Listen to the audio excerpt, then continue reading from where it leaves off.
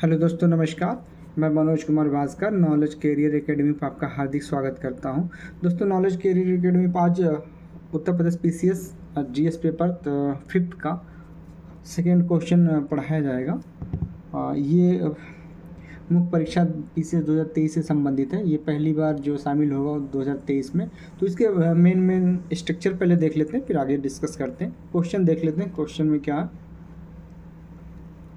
प्राचीन उत्तर प्रदेश के इतिहास के अध्ययन के लिए विभिन्न स्रोतों के महत्व का विवेचना कीजिए। मतलब विभिन्न स्रोत कौन कौन से? पहले एक हाइडिंग देख लेते हैं, सारी चीज़ें फिर पढ़ेंगे।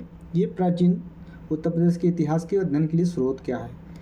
पुरातात्विक स्रोत, साहित्यिक स्रोत, विदेशी स्रोत, अभिलेख, सिक्का, प्रमुख स्मारक, ब्राह्मण साहित्य, बौद्ध साहित्य, जैन साहित्य, अन्य साहित्य। ये इसके हेडिंग्स हैं। पुरातात्विक दृष्टिकोण से ये सारी चीज़ें हैं। अभिलेख स्कंदगुप्त का, ये सब चीज़ें हैं। तो देखते हैं दोस्तों, शुरू करते हैं। दूसरा क्वेश्चन है जीएस पेपर फिफ्थ का। अभी पहला पढ़ा दिया गया, दूसरा शुरू करते हैं। उत्तर प्रदेश का प्राचीन इतिहास अत्यंत गौरवपूर्ण रहा है, क्योंकि उत्तर प्रदेश का प्राचीन इतिहास भारत के प्राचीन इतिहास से अंतर संबंधित रहा है। उत्तर प्रदेश के इतिहास जानने के मुख्यतः तीन प्रमुख स्रोत रहे हैं: पुरातत्व, साहित्य और विदेशी यात्रियों के विवरण। अब यहाँ से देखें, प्राचीन उत्तर प्रदेश के इतिहास के अध्ययन के स्रोत: पुरातात्विक स्रोत, साहित्यिक स्रोत, विदेशी यात्रियों के विवरण। तो देखते पुरातात्विक स्रोत में अभिलेख अशोक के तथा विभिन्न शासकों के उत्तर प्रदेश में प्राप्त अभिलेख से संबंधित। सिक्का, प्रमुख राजवंशों के उत्तर प्रदेश से प्राप्त सिक्के। प्रमुख स्मारक, देवगढ़, सारनाथ आदि से प्राप्त प्रमुख स्मारक।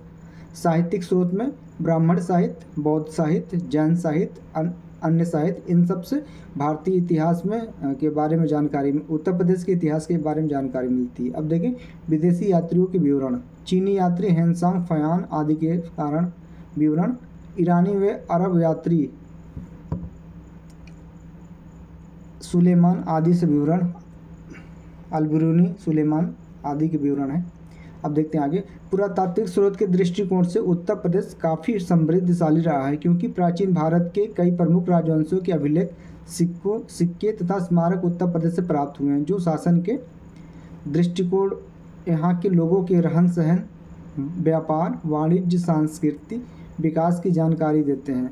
अशोक के सारनाथ, प्रयाग में कौशाम्बी, मेरठ, अहरौरा से प्राप्त अभिलेख, समुद्रगुप्त की प्रयाग प्रशस्ति, हर्ष का बशखेड़ा अभिलेख, स्कंदगुप्त का भीतरी अभिलेख आदि उत्तर प्रदेश से प्राप्त प्रमुख अभिलेख रहे हैं। अभिलेखों के साथ साथ विभिन्न राजवंशों के सिक्के भी उत्तर प्रदेश से मिले हैं। अधिकांशतः गुप्त राजाओं के सिक्के उत्तर प्रदेश से मिले हैं। सिक्कों के साथ साथ कई प्रमुख स्मारक, मंदिर, चैत्य, स्तूप आदि देवगढ़, सारनाथ आदि स्थानों से प्राप्त हुए हैं, जो प्राचीन उत्तर प्रदेश के इतिहास के निर्माण में सहायक हैं। पुरातात्विक स्रोत के साथ साथ साहित्यिक स्रोत तथा विदेशी यात्रियों के विवरण का भी उत्तर प्रदेश के प्राचीन इतिहास के निर्माण में महत्वपूर्ण योगदान रहा है। महाकाव्य रामायण महाभारत का संबंध मूलतः उत्तर प्रदेश से ही रहा है, क्योंकि इसके अतिरिक्त उत्तर पुराण, उत्तर वैदिक साहित्य आदि से भी उत्तर प्रदेश के विषय में जानकारी प्राप्त होती है। कई प्रमुख बौद्ध साहित्य, अंगुत्तर निकाय व महावस्तु तथा जैन साहित्य, भगवती सूत्र से भी उत्तर प्रदेश के विषय में जानकारी प्राप्त होती है। हरिशेन, वाणभट्ट, कालिदास, श्रीहर्ष आदि लेखकों के लेखन से भी उत्तर प्रदेश के विषय में जानकारी मिलती है। विदेशी यात्रियों की फयान ने मध्य देश के विषय में जानकारी है। हेनसांग ने हर्ष के प्रयाग व कन्नौज सभा का वर्णन किया है। इसी प्रकार अलबरूनी जहां उत्तर भारत के लोगों की सामाजिक सांस्कृतिक अवस्था का वर्णन वही सुलेमान इस क्षेत्र की राजनीतिक व्यवस्था के विषय में बताता है, जो उत्तर प्रदेश के इतिहास के निर्माण में सहायता प्रदान करते हैं।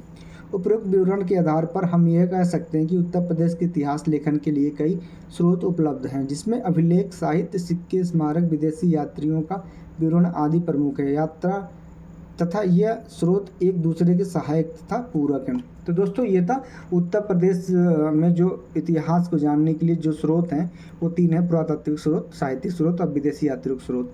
इससे उत्तर प्रदेश के बारे में विभिन्न चीज़ों के बारे में, इसके इतिहास के बारे में जानने की जो है सहायता मिलती है।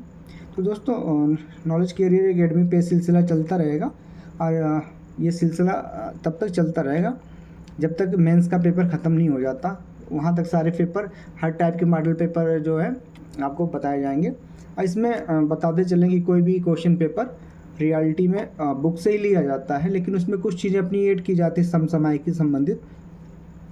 ये जो है कहीं से कॉपी पेस्ट नहीं है, बुक से, और मेरे आइडियाज़ हैं इसमें रहते हैं।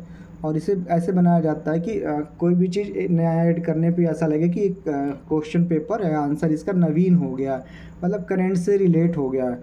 तो अभी तो करंट अफेयर जो है उत्तर प्रदेश से संबंधित ये क्वेश्चन पेपर है उत्तर प्रदेश स्पेशल से। अब कल पेपर आपका होगा जीएस पेपर 6 का सेकेंड क्वेश्चन, फिर जीएस पेपर फर्स्ट से तीसरा क्वेश्चन स्टार्ट होगा। ऐसे कंटिन्यू चलता रहेगा जब तक तो उत्तर प्रदेश पीसीएस मेंस का पेपर नहीं हो जाता तब तक। इसके बाद में फिर साथ में आपका करंट अफेयर भी होगा और आरओ के प्री के लिए, और उत्तर प्रदेश मेंस होने के बाद में, पीसीएस मेंस होने के बाद में आरओ मेंस की स्टार्टिंग हो जाएगी।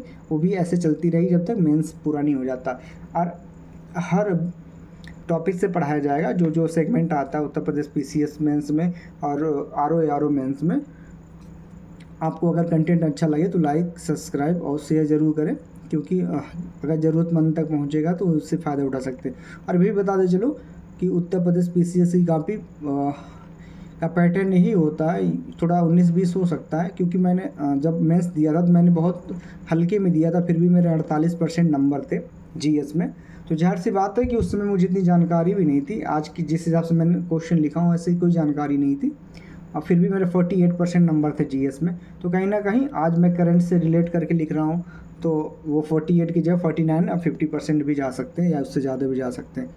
तो आपको अगर एकेडमी पे क्वेश्चन इसका सॉल्व अच्छा लगे तो लाइक, सब्सक्राइब करें और शेयर भी करें। धन्यवाद दोस्तों।